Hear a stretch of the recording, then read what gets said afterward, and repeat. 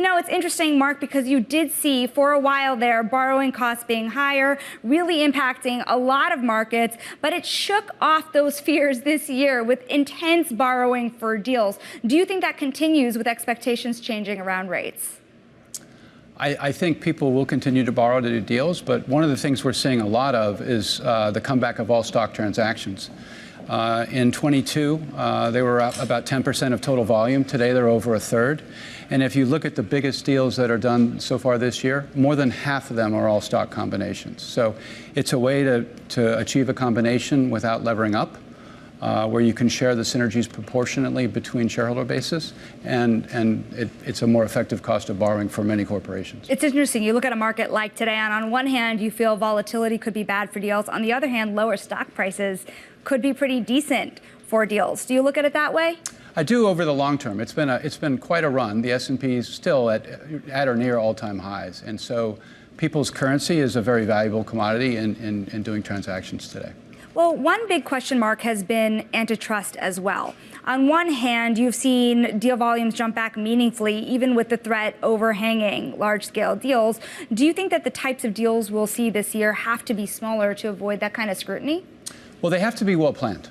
So I think right now the participants understand the rules for antitrust, and I think if the facts are on your side and you have high level of confidence, you can pursue and get a deal done. So I think the antitrust regime right now is stable, and I think participants know kind of that they have to do a bunch of the work up front to get a deal done properly. Well, it's interesting because the question I was embedded in there, too, was also about size.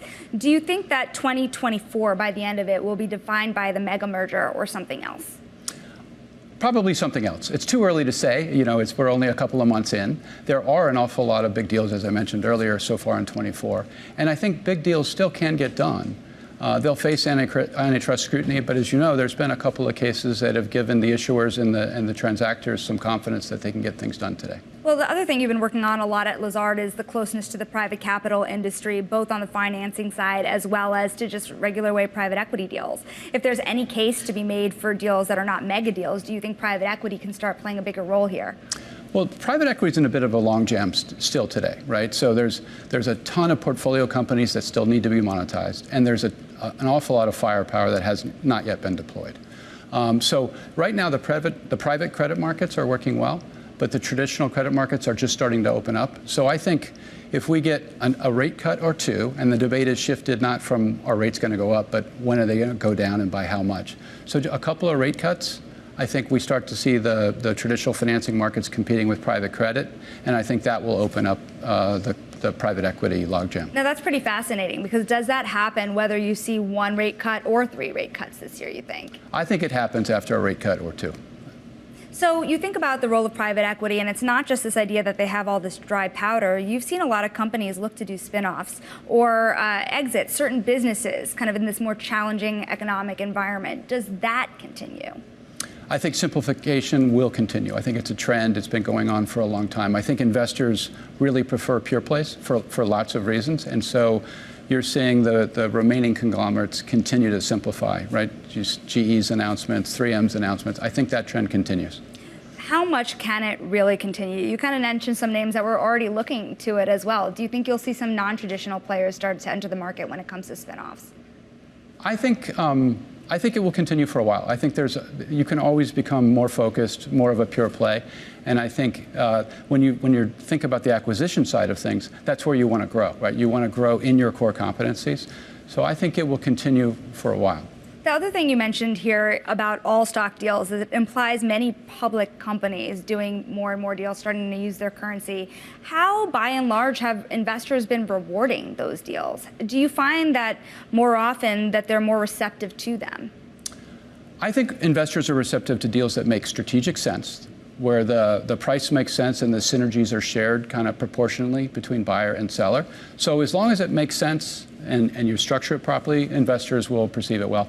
I do think in this environment, an all-stock deal has the advantage of not leveraging up the balance sheet, and I think investors are rewarding that. Now, let's talk about sectors as well. Where do you think that there's the most opportunity right now as we kind of close out this year? We have 3 quarters left. So last year and this year, the big sectors have been technology, healthcare, industrials, and energy broadly defined.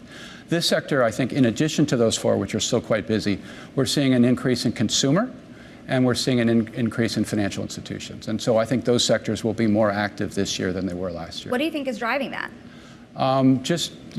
Fundamentally, it's growth, right? So investors require growth, and whether it's organic growth or inorganic growth, investors are going to reward it as long as it's consistent and management teams are perceived as being very good at it. Is there something defensive about this space as well? You think about the consumer, and they're finally having some troubles, as you see in the market so far. Do you think that companies are looking to bulk up to get ahead of that?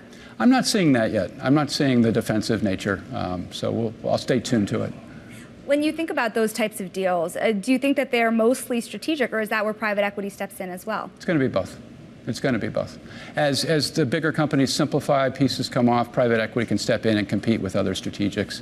But there will be, I still think, a lot of strategic to strategic combinations. Bring us behind the process. Now you have strategic buyers, and finally, it looks like maybe after a rate cut, private equity buyers also coming into the market. When you're in a process, how competitive are deals becoming now? Do you find that these auction processes are finally coming back to the surface in meaningful ways? I think right now private equity is still very disciplined, and it's very hard to get through a commitment committee on a private equity deal, particularly if they're fundraising.